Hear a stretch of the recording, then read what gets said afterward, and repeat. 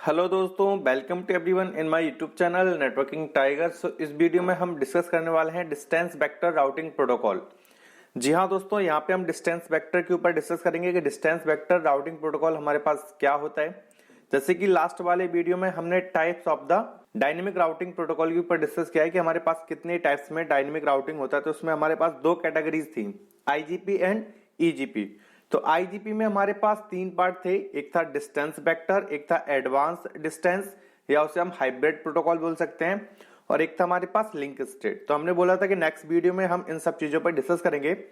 इस वीडियो में हम कवर कर रहे हैं डिस्टेंस वेक्टर को। नेक्स्ट वीडियो में हम एडवांस डिस्टेंस या उसे हम बोल सकते हैं हाइब्रिड प्रोटोकॉल को कवर करेंगे, और आगे फर्दर हम लिंक स्टेट पे डिस्कस करेंगे। तो इस वीडियो में हमें डिस्टेंस वेक्टर पे डिस्कस करना है, और ये डिस्टेंस वेक्टर जो है वो हमारा कैसे काम करता है, इसमें कौन कौन से हमारे पास प्रोटोकॉल आते हैं, तो सारी चीजें डिस्कस करनी है हमें इस वीडियो में। आपको ये वीडियो एंड तक देखना है। एंड आपसे रिक्वेस्ट है कि अगर आप नए इस चैनल पे तो चैनल को सब्सक्राइब करें, बेल आइकन को जरूर प्रेस करें, जिससे कि आपको लेटेस्ट वीडियो का नोटिफिकेशन मिलते रहे। चलिए फ्रेंड्स, फिर स्टार्ट करते हैं। देखो, डिस्टेंस वेक्टर प्रोटोकॉल क्या होता है। It work with bellman-Ford algorithm. ये क्या होता है, जो डिस्टेंस वेक्टर प्रोटोकॉल होते हैं जिसके अंदर हमारे पास जितने भी प्रोटोकॉल आते हैं जैसे कि रिप और आईजीआरपी, ये जो दो राउटिंग प्रोटोकॉल हैं ये हमारे किसके अंदर आते हैं, डिस्टेंस वेक्टर प्रोटोकॉल के अंदर। तो ये जो दोनों प्रोटोकॉल हैं वो कौन से एल्गोरिदम को यूज करते हैं, बेलमैन-फोर्ड एल्गोरिदम को। ये एल्गोरिदम का काम क्या है, बेस्ट पाथ को कैलकुलेट करने के लिए ये एल्गोरिदम जो है वो यूज होती है इन राउटिंग प्रोटोकॉल में। जैसे अगर हमारे पास मल्टीपल पाथ है किसी भी डेस्टिनेशन तक जाने के लिए, सो उसमें से हमारे पास कौन सा बेस्ट पाथ होगा, ये कौन हेल्प करता है फाइंड करने में, जो बेलमैन-फोर्ड एल्गोरिदम है ये हेल्प करता है बेस्ट पाथ को फाइंड करने में between the multiple path. Okay, जो हमारे पास रिप प्रोटोकॉल है या आईजीआरपी प्रोटोकॉल है, ये कौन से एल्गोरिदम को यूज करते हैं, बेलमैन-फोर्ड एल्गोरिदम को यूज करते हैं। ओके, और सेकंड क्या है, परफॉर्म पीरियोडिक अपडेट्स। मतलब जो डिस्टेंस वेक्टर प्रोटोकॉल होता है वो क्या होता है, ये पीरियोडिकली अपडेट भेजता है, अपने नेबर्स को पीरियोडिकली अपडेट भेजता है। कौन सा अपडेट भेजता है, राउटिंग अपडेट। देखो, ये चीजें मैं आपको सिनेरियो के थ्रू समझाता हूं जिससे कि आपको और भी अच्छे से समझ में आएगा। देखो, सबसे पहले बात करते हैं बेलमैन-फोर्ड एल्गोरिदम। बेलमैन-फोर्ड एल्गोरिदम क्या है, जैसे हमारे पास यहां से ये इस टाइप में हमारे पास कुछ टोपोलॉजी है, और इन राउटर को हमने आपस में क्या कर दिया, कनेक्ट कर दिया इस टाइप में। ठीक है, ये हमारे पास राउटर है और इन राउटर को हमने कनेक्ट कर दिया, एक लिंक हमने डायरेक्ट भी लगा दी। ओके, अब देखो ये हमारे पास सोर्स है, मान लो ये हमारा क्या है, सोर्स है, और ये हमारा क्या है, डेस्टिनेशन। अगर मुझे यहां से यहां पे जाना है, इस राउटर से इस राउटर तक जाना है, तो हमारे पास कितने पाथ हैं, तीन पाथ हैं। हम तीन पाथ से जा सकते हैं, एक इस वाले पाथ से जा सकते हैं, एक इस वाले पाथ से जा सकते हैं, एक इस वाले पाथ से जा सकते हैं। तो इन तीनों में से हमारे लिए बेस्ट पाथ कौन सा होगा, ये कैसे फाइंड करेंगे, with the help of bellman-Ford algorithm. जो भी प्रोटोकॉल हमारे डिस्टेंस वेक्टर प्रोटोकॉल के अंडर में आते हैं वो क्या करते हैं, जो मल्टीपल पाथ में से बेस्ट पाथ को फाइंड करते हैं वो कौन से एल्गोरिदम को यूज करते हैं, बेलमैन-फोर्ड एल्गोरिदम को यूज करके बेस्ट पाथ को क्या करते हैं, फाइंड करते हैं। ओके, अब ये कैसे काम करता है बेलमैन-फोर्ड एल्गोरिदम, ये भी हम डिस्कस करेंगे आगे। ओके, यहां पे देखो क्या है, पीरियोडिकली, सेकेंड लाइन क्या थी हमारे पास, या सेकेंड पॉइंट क्या था, इट सेंड पीरियोडिकली अपडेट्स। अब देखो, पीरियोडिकली अपडेट्स का मतलब क्या है, जैसे इस टाइप में हमारे पास टोपोलॉजी है, या वही टोपोलॉजी हो, टोपोलॉजी में कोई मतलब ऐसा नहीं है कि इस टोपोलॉजी में अलग टाइप से जो पैकेट है वो सेंड होगा या अपडेट जो सेंड होगा, और इस टोपोलॉजी में अलग टाइप से जो अपडेट है वो सेंड होगा, ऐसा कुछ नहीं है। मैं बस आपको इजी कर रहा हूं कि इस टोपोलॉजी में आपको और भी इजी तरीके से समझ में आ जाएगा। अब देखो यहाँ पे क्या है, सेकंड लाइन में क्या है, perform periodically update. Periodically update क्या है, जैसे हमने जब डिस्कस किया था डायनेमिकली राउटिंग वाले वीडियो में कि डायनेमिकली राउटिंग हमारे पास क्या है और उसके एडवांटेज क्या है, तो हमने वहां पे डिस्कस किया हुआ है कि जो राउटर होते हैं वो अपने राउटिंग की इंफॉर्मेशन या अपनी राउटिंग टेबल अपने नेबर से क्या करते हैं, शेयर करते हैं। जैसे ये R1 है आपके पास, ये R2 मतलब राउटर 2, और ये हमारे पास क्या है, राउटर 3। तो राउटर 1 के पास जो राउटिंग टेबल होगी, ओके, जिसमें इसके बाय डिफॉल्ट तो डायरेक्टली कनेक्टेड नेटवर्क की इंफॉर्मेशन होगी, जो भी इस राउटर से डायरेक्टली नेटवर्क कनेक्टेड है, तो उनकी इंफॉर्मेशन इनमें एग्जिस्ट कर रही होगी। तो ये क्या करेंगे, R1 जो है अपने R2 को वो इंफॉर्मेशन क्या करेगा, शेयर करेगा। किसको शेयर करेगा, बस अपने नेबर को। ये इसका नेबर है ना, बस, और कोई तो है नहीं।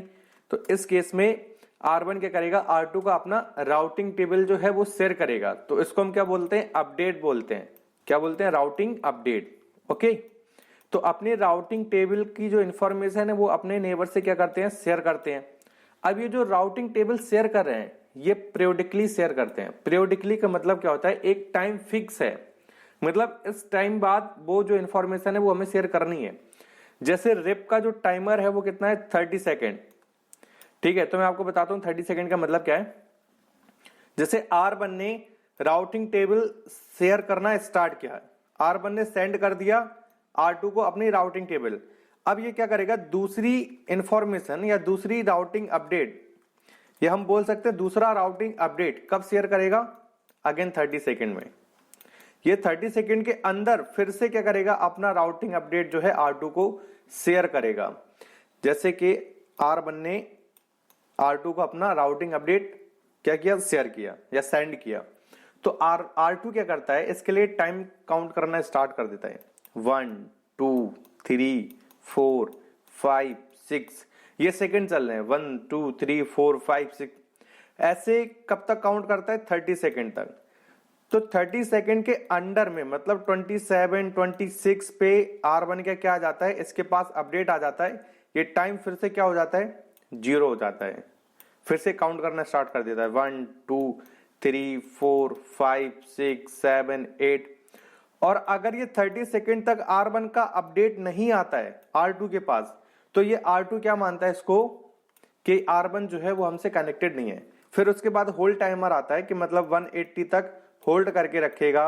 उसके बाद फ्लश टाइमर आता है कि इस राउटर से जो इसको नेटवर्क रिसीव हो रहे हैं, R1 से जो नेटवर्क रिसीव हो रहे थे R2 को, उन नेटवर्क की इंफॉर्मेशन अपने राउटिंग टेबल से क्या कर देता है, फ्लश कर देता है। ये किसके टाइमर है, रिप के टाइमर है। ये मैं रिप की बात कर रहा हूं, जो कि हमारे पास डिस्टेंस वेक्टर के अंदर आता है। डिस्टेंस वेक्टर राउटिंग प्रोटोकॉल के अंदर आता है हमारे पास रिप प्रोटोकॉल। ओके, तो रिप प्रोटोकॉल का मैं बात कर रहा हूं। तो पीरियोडिकली का मतलब क्या है, इसका एक टाइम फिक्स है कि इस टाइम पे वो अपडेट सेंड करेगा ही करेगा। अगर वो नहीं करता है तो इसका मतलब ये होता है कि वो हमसे कनेक्टेड नहीं है।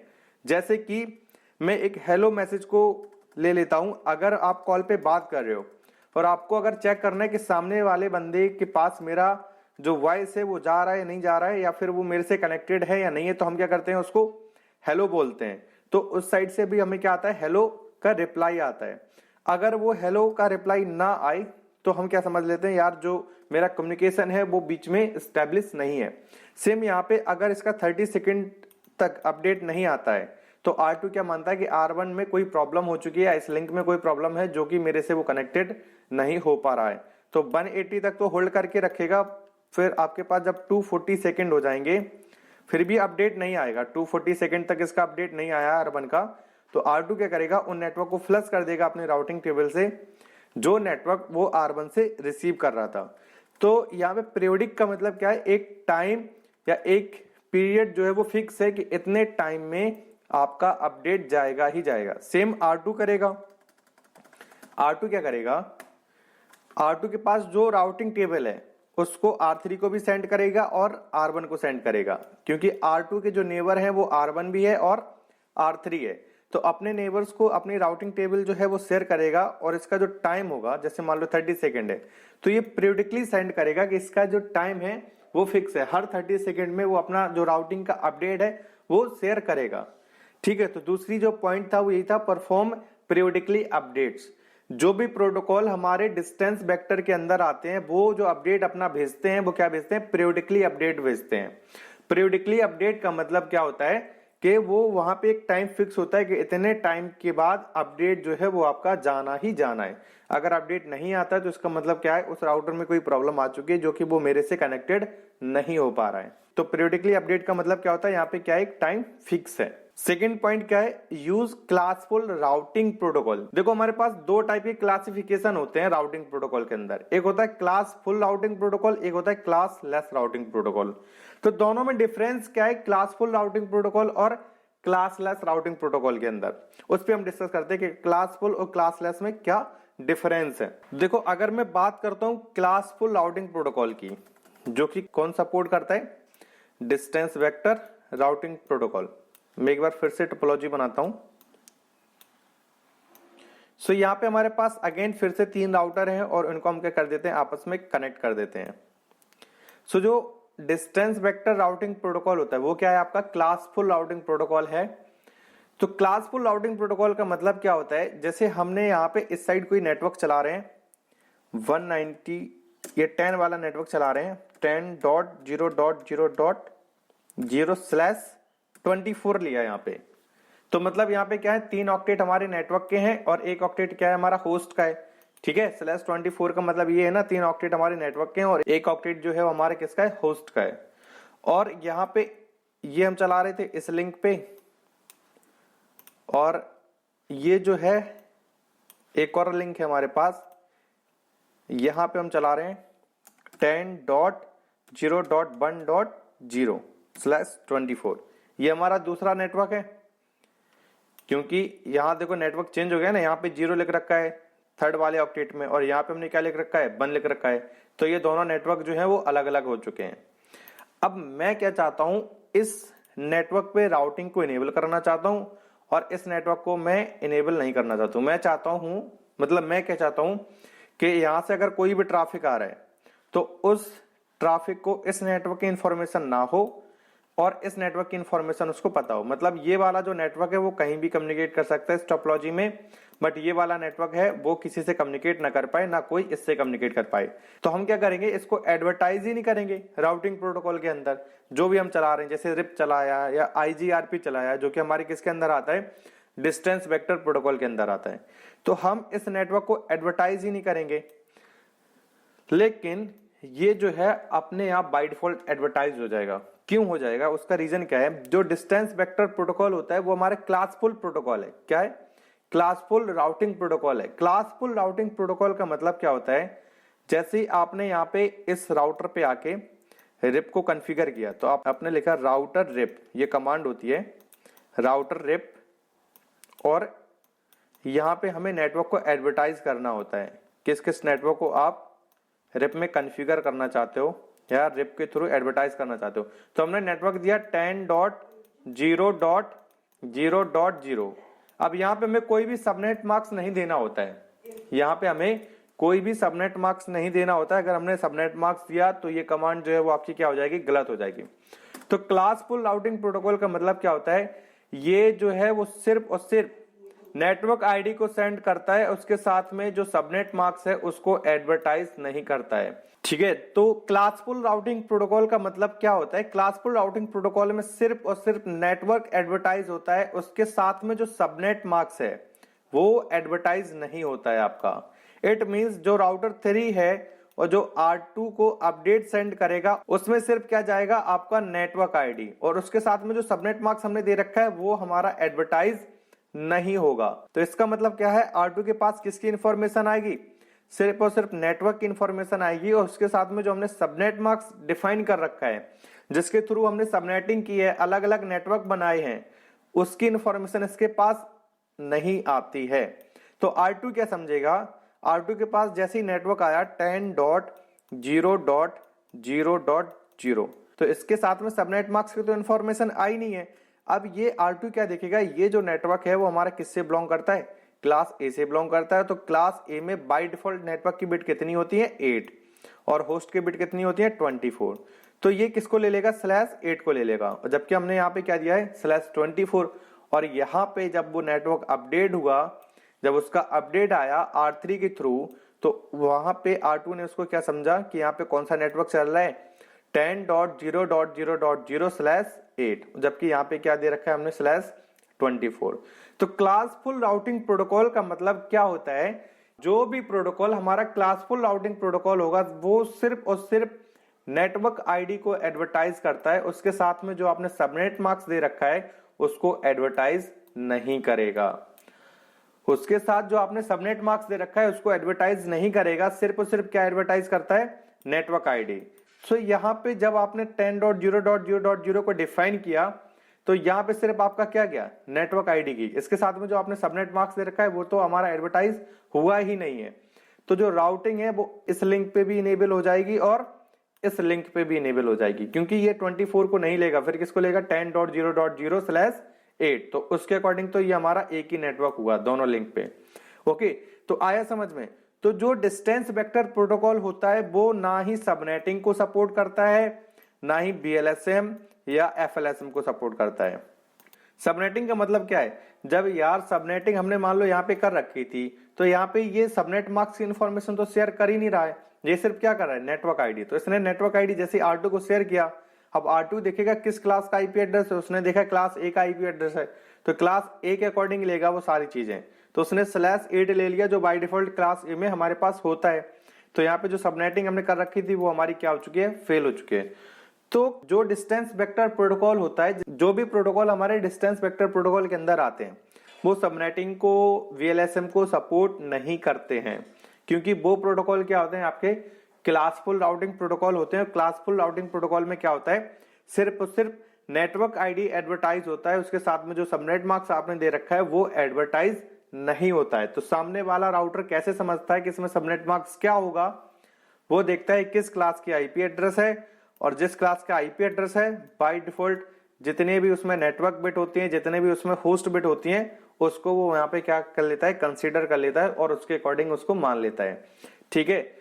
और क्लासलेस में क्या होता है, क्लासलेस में नेटवर्क आईडी भी एडवर्टाइज होता है प्लस प्लस उसके साथ सबनेट मार्क्स भी क्या होता है, आपका एडवर्टाइज होता है। तो जो प्रोटोकॉल या जो राउटिंग प्रोटोकॉल हमारा क्लासलेस राउटिंग प्रोटोकॉल होता है वो सबनेटिंग को और VLSM को सपोर्ट करता है। ओके, तो आई होप ये समझ में आया होगा कि क्लासफुल और क्लासलेस का मतलब क्या होता है।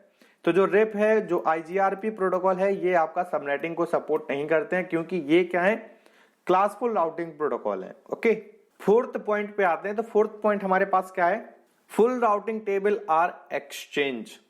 यहां पे क्या होता है, जैसे एक राउटर के पास 5 नेटवर्क की इंफॉर्मेशन है तो वो बार बार पांचों नेटवर्क की इंफॉर्मेशन शेयर करेगा। जैसे कि भी हम सेकंड वाले पॉइंट में डिस्कस कर चुके हैं, ये पीरियडिकली अपडेट सेंड करता है, मतलब उसका टाइम फिक्स होता है कि इस टाइम में आपको जो अपडेट है वो सेंड करना है।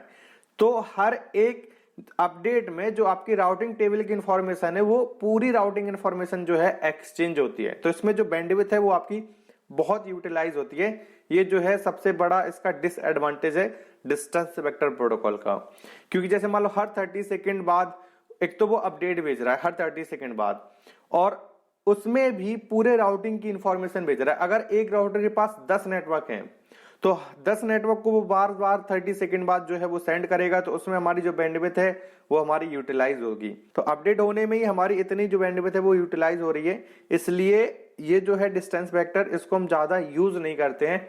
ये जो इसका सबसे बड़ा डिसएडवांटेज है कि क्लासफुल राउटिंग प्रोटोकॉल है, BLSM को या सबनेटिंग को सपोर्ट नहीं करता है, और यहाँ पे जो अपडेट है वो पीरियडिकली जाता है। जैसे मैं आपको हर 30 सेकंड बाद हेलो हेलो या कोई भी अपडेट दूं तो ये इरिटेट करने वाली बात होगी यहाँ पे। सो ये क्या है, जो अपडेट सेंड करता है उसमें पूरी राउटिंग टेबल जो है वो आपकी एक्सचेंज होती है एक राउटर से दूसरे राउटर पे। ठीक है। अपडेट आर थ्रू ब्रॉडकास्ट, जो अपडेट जाता है वो ब्रॉडकास्ट जाता है, मतलब उसमें जो डेस्टिनेशन आईपी एड्रेस होगा वो क्या होगा, 255.255.255.255। अब देखो यहाँ पे ये जो डेस्टिनेशन आईपी एड्रेस मैंने आपको बताई है ये रिप में थोड़ा अलग होता है। मतलब रिप के 2 वर्जन है, एक है रिप वर्जन 1, एक है रिप वर्जन 2। तो अगर मैं रिप वर्जन 2 की बात करता हूं तो वो जो अपडेट भेजता है वो ब्रॉडकास्ट नहीं भेजता है, वो मल्टीकास्ट भेजता है, जिसकी आईपी एड्रेस होती है 224.0.0.9। ओके, सो जो रिप वर्जन 2 होता है वो ब्रॉडकास्ट नहीं भेजता है अपने अपडेट को, वो मल्टीकास्ट भेजता है जिसका आईपी एड्रेस होता है 224.0.0.9। ओके, सो रिप वर्जन 1 जो होता है वो अपने अपडेट को एज ए ब्रॉडकास्ट भेजता है, जिसमें जो आईपी एड्रेस होता है वो होता है 255.255.255.255। Okay, also known as routing by rumor distance vector protocol को हम राउटिंग बाय रूमर से भी जानते हैं, और जो एग्जांपल है हमारे पास डिस्टेंस वेक्टर प्रोटोकॉल के वो है रिप और IGRP. RIP stand for routing information protocol और IGRP stand for interior gateway routing protocol. So यहाँ पे क्या है, Bellman Ford algorithm is used to calculate route based on the distance. देखो ये जो डिस्टेंस वेक्टर प्रोटोकॉल है इसमें क्या है, डिस्टेंस वेक्टर प्रोटोकॉल। प्रोटोकॉल क्या होता है, सेटअप रूल्स एंड रेगुलेशन। सो ये क्या है, डिस्टेंस का मतलब क्या है, जहां से उसको सबसे शॉर्टेस्ट डिस्टेंस पड़ेगा उस पाथ को ये क्या करेगा, बेस्ट पाथ मानेगा।